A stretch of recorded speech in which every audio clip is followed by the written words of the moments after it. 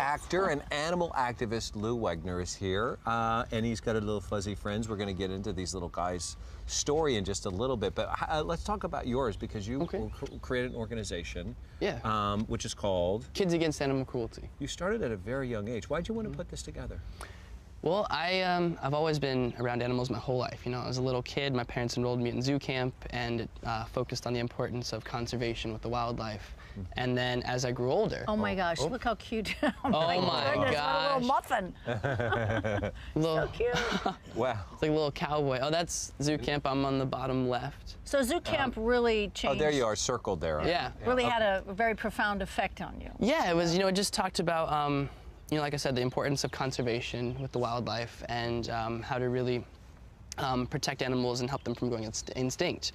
And after I turned about 10 or 11, my parents put me in a more hands-on animal hospital with a wildlife camp that was very into like coyotes and skunks and rabbits and birds and snakes.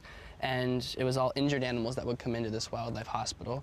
And they had the kids basically, you know, help the doctors with bringing them blankets and food, and taking them outside to get their exercise and help feed them. And a lot of them couldn't be released back into the wild because of how close they got to the humans. Right. So I've always been around animals my whole life. And then I moved out here to be an actor 4 years ago.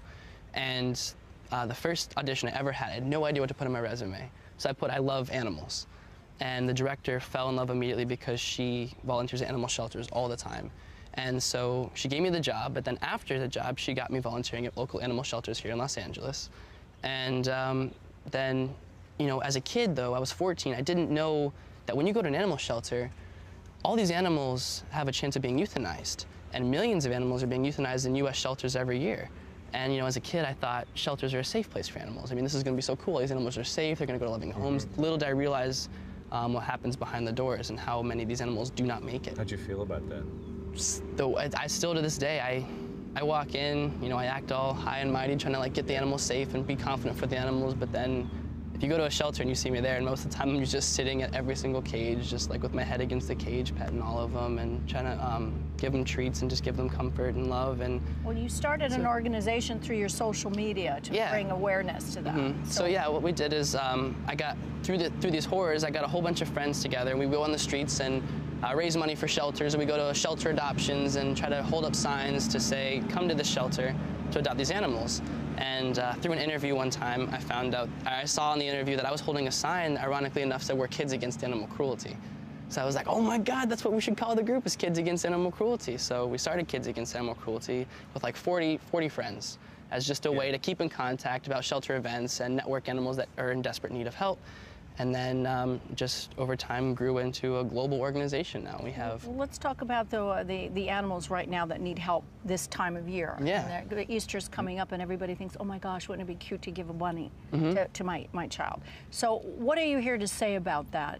Is it a good idea or not a good idea? You know, bunnies, they take a lot of specialized care. So if you're gonna get a bunny, you really have to be prepared. And like female bunnies, for example, they can reproduce every 28 days.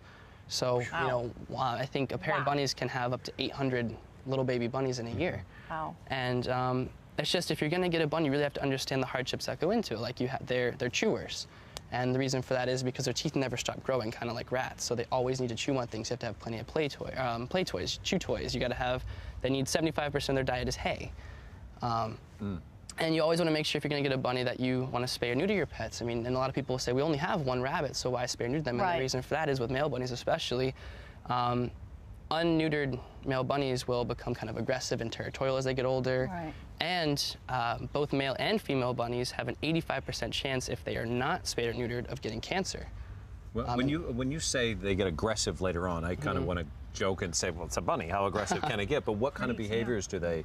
Just territorial. You know, they might try to nibble at you or things like that. They bite. Oh, a bunny. They bite. They have very sharp teeth. Yeah, you had that, right? You said I do. My granddaughter has a bunny, and whenever I go in to feed the bunny will chew the food, but then will chew my finger, like, get your hands off my carrot or my apple, or whatever, you know, and they bite you. They're so, like you said, there's a lot of extra care and maintenance to them. The way I tell people is, if you're going to get a bunny, think of it as basically adopting a kid.